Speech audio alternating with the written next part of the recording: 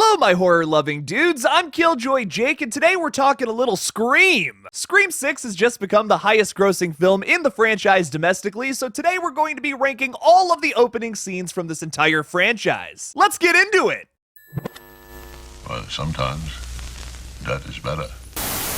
Coming in last but not least is Scream 3's opening scene. Scream 3's opening scene features the death of Kelly Rutherford's Christine Hamilton, and also mainstay in the franchise thus far, Liev Schreiber's Cotton Weary. It was shocking to see Liev Schreiber's character get killed in the opening scene of 3 because of how big his part was in the second entry. There's also a Bangin' Creed song playing during this opening too, so I especially like it. It is played over some shots of Kelly Rutherford's feet, which feels a little Quentin Tarantino to me. Yikes! My only criticism towards the opening scene of Scream 3 and the entire film itself is I'm just not the biggest fan of the voice changer. I know a lot of folks out there do really dig it, and it does make this film stand out. Personally though, I do feel like it takes away just a little bit from Roger L. Jackson's amazing voice work. When he does pop into this opening scene and the rest of the film though, it is excellent. Chef's kiss, mwah, mwah! Aptly coming in 5th place is Scream 2022, also Scream 5's opening scene. Jenna Ortega's performance in this opening scene is stellar. It mirrors the original opening scene, which I think is really cool. Really nice to come back to this franchise and feel something a little familiar just to kick off the movie. Ghostface is absolutely ruthless in this opening scene too, which really builds some nice suspense. Especially when the door keeps locking and unlocking, the use of technology in that film is awesome. It's also a really nice tone setter for one of the darker Scream films in the entire franchise. My only criticism towards this scene is that Jenna Ortega's character does not die, so technically we get a kill-less opening scene. It is still super brutal and builds suspense really well though. Coming in 4th place, and it's actually starting to get a little weird how coincidental this is Scream 4's opening. Possibly being one of the most intricate opening scenes we've ever gotten in this franchise, Scream 4's opening is very divisive amongst fans. At first you find Lucy Hale and Shanae Grimes in Stab 6, which you then find out is the opening scene to Stab 7, which features Kristen Bell and Anna Paquin. Another fake out happens, and that's when you find out that Jenny Randall and Marnie Cooper's characters are actually watching Stab 7, which features Stab 6 in the opening. Oh my god, that's a lot. What I will say is this is one of the most inventive Scream openings we've ever gotten, and for that I'm starting to respect it a little more. It's so intricate to the fact that in the Stab 6 dialogue and the Stab 7 dialogue, we're starting to get commentary from different eras of the thousands, which I actually really respect. I think it's actually really interesting when you listen to the dialogue and kind of piece it apart. Our Stab 6 characters are talking about the Saw franchise and how it's just torture porn, it's just kills and gore for the sake of it. That's a film that probably would have came out in like 2004, if I had to guess, so that kind of makes sense. Scream 3 happened in 2000, maybe this would have been your technical Scream 4, then your technical Scream 5 was Stab 7, which is starting to get really confusing, I know. But then our Stab 7 people start to give some commentary about like late thousands horror movies, which I think is once again really cool. And then we're back to the present with our main characters in 2011. In a very meta and weird way, it feels like kind of a recap of things that Scream missed out on commentating on. I also really like Scream 4's opening because it feels like this nice and smooth transition from Scream 3's ultra camp to Scream 4's more darker tone. It starts off with those campy fake outs, which once again have grown on me a lot, but then as we get into like the real kills of like the actual people getting murdered by our real Ghostface, it starts to get real dark. I appreciate that. I think it's a lot of fun, and once again, also a great tone setter for the most meta sequel. Taking the bronze will be the original Scream. The original Scream's opening is super iconic. Drew Barrymore was a huge star at the time, and then she's killed in the opening scene. What?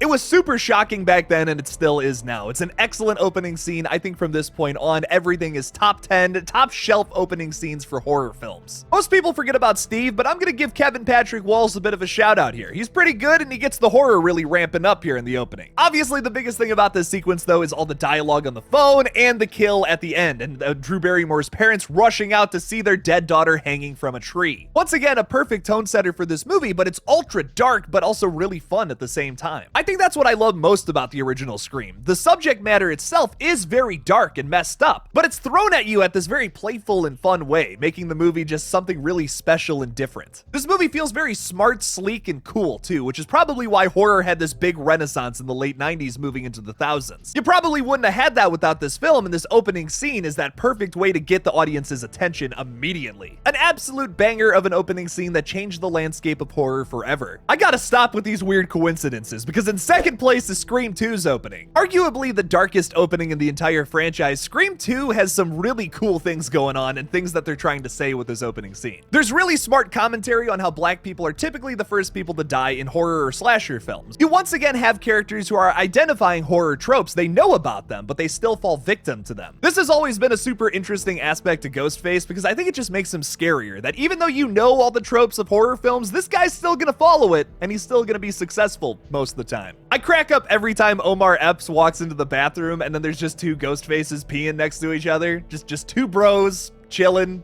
taking a piss, grabbing their wieners. And the bathroom kill itself is just really messed up. Maybe a little impractical, but I still love it. He puts his ear up against the door. What's going on in there? And then knife right in the ear. I hate when that happens. Glory hole? More like a gory hole.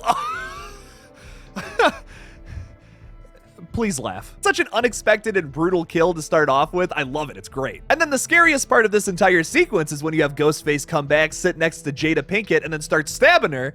And then she's screaming for help. Nobody in the crowd cares. There's like one person, if you watch, who's like their face starts to sour looking at her, realizing that something's wrong, but there's nothing they can do about it. I love how this opening scene in particular plays into psychology. Like if you're at a screening for a horror movie and you look like you're stabbed, you kind of fit in.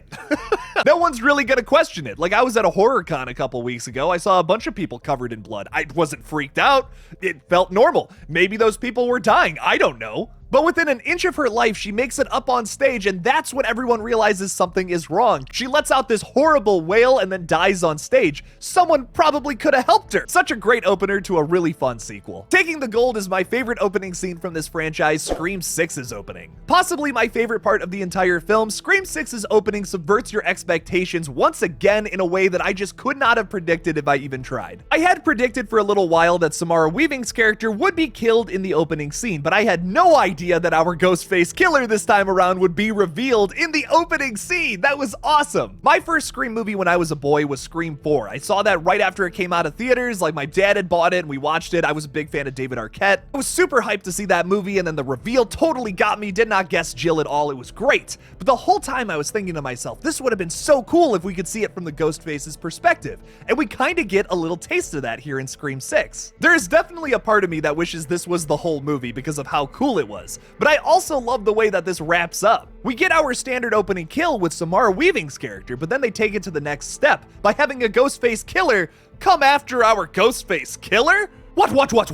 That was 4 whats instead of the usual 3, because this is ultra surprising. I loved hearing Tony Revolori's character talk about what it's like to be a Ghostface killer too. It's just really eerie and creepy, and it's not your usual third act Ghostface spiel where they're like super emotional and like, you killed my brother back in the day and all that. It's a little more calm, it's a little more relaxed. I'm just so fascinated with this opening. I would love to see more of this in a future film. There's some wonderful references in this opening scene too, if it's the Giallo shirt Tony Revolori's Jason is wearing, or if it's Jason Takes Manhattan that Jason decided to watch after killing somebody. His name is also Jason. Jason Carvey too, which is like perfect killer name, man. After a fun little game of hot and cold with our actual Ghostface killer this time around, Tony Revolori finds his accomplice in the fridge, but he's just a pile of meat at this point. Then our actual Ghostface killer comes in and slices up old Jason to pieces. I still wonder to this day what Greg and Jason's Scream film would have looked like. Now this is just my personal ranking for the Scream openings, but what do you guys think? How would you rank the opening scenes of all 6 of the Scream films? Give me something about that in the comments below. Thank you all so much for watching this brand new ranking video. Don't forget to like this video and subscribe for more horror content in the future. Please consider supporting me on Patreon if you want to support this channel even further. Thank you all again for watching, and as always, don't forget to kill it out there, y'all.